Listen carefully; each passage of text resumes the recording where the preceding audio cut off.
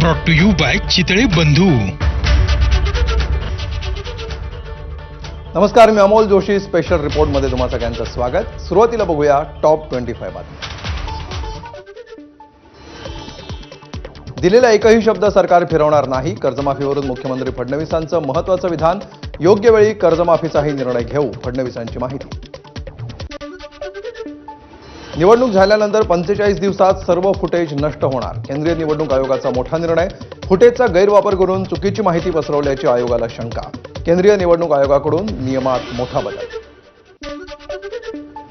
शिंदेंच्या बंडावेळी संजय राऊतांना गुवाहाटीला यायचं होतं, मात्र सर्व आमदारांनी याला विरोध केल्यामुळे राऊतांना घेतलं नाही आणि म्हणून त्यांची पोटदुखी होतीये. शहाजी बापू पाटील यांचा गौप्यस्फोट. रायगडमध्ये पुन्हा राष्ट्रवादी विरुद्ध शिवसेना घमासान. भरत गोगावले हेच पालकमंत्री होणार, तर सुनील तटकरेंचे सर्व अघोरी विद्या बाहेर काढणार. आमदार महेंद्र दळवींचा गौप्यस्फोट. इंदुमिल येथील डॉक्टर बाबासाहेब आंबेडकरांच्या स्मारकाचं काम सुरू. दिल्लीमध्ये राम सुतार यांच्या कार्यशाळेमध्ये पुतळ्याचं काम सुरू. विधानसभा उपाध्यक्ष अण्णा बनसोड यांनी घेतला स्मारकाच्या कामांचा आढावा. आरोग्यमंत्री प्रकाश आंबेडकरांनी दिली कोल्हापुरातील ESIC रुग्णालयाला अचानक भेट. यावेळी आरोग्य सुविधांच्या प्रश्नावरून आंबेडकरांकडून डॉक्टरांची झाडाझडती, तर आरोग्यमंत्र्यांसमोर 2 वैद्यकीय अधिकाऱ्यांमध्ये शाब्दिक वाद.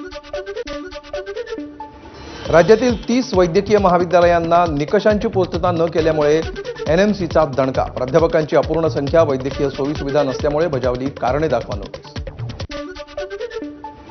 राज्यातील अभियांत्रिकी कॅप प्रवेशामध्ये नवे बदल जाहीर.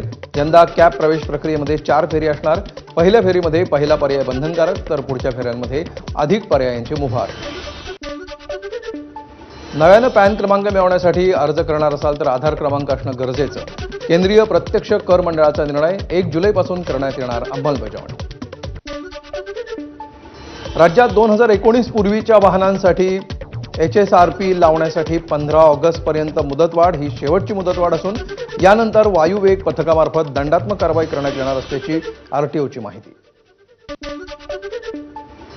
पुण्यात संत ज्ञानेश्वर महाराजांच्या पालखीचं दर्शन घेण्यासाठी भाविकांचा ओघ.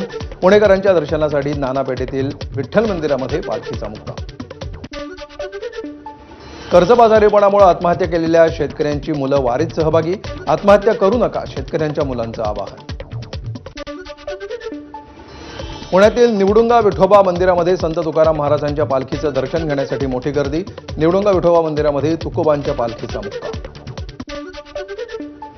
तळ कोकणातील देवगडमधील न्हावणकोंड धबधबा प्रवाहित. निसर्ग सौंदर्य पाहण्यासाठी मोठ्या संख्येनं पर्यटक दाखल. मुसळधार पावसानं धबधबा प्रवाहित. 2 दिवस कोसळलेल्या मुसळधार पावसामुळे रायगड जिल्ह्यातले धबधबे प्रवाहित. महाडमधील केंबुर्ली, मांडले, तर सुधागड तालुक्यातील विठ्ठलवाडी धबधबा पर्यटकांसाठी खुला. पुणे जिल्ह्यामध्ये पडत असलेल्या मुसळधार पावसामुळे चुनांगण धबधबा प्रवाहित. निसर्ग सौंदर्य अधिक बहरल्यामुळे नागरिकांची धबधब्याचा आनंद घेण्यासाठी गर्दी.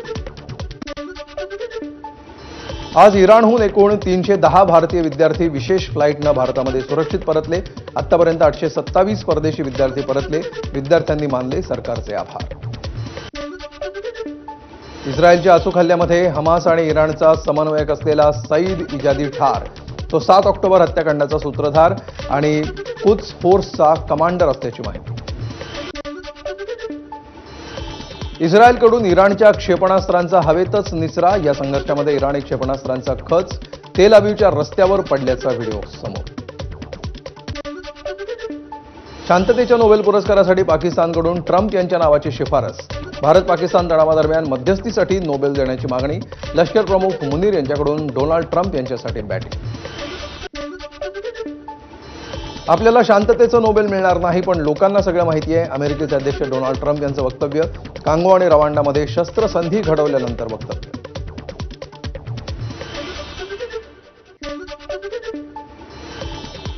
आणि नंतर बघूया या क्षणाच्या महत्त्वाच्या हेडलाईन्स.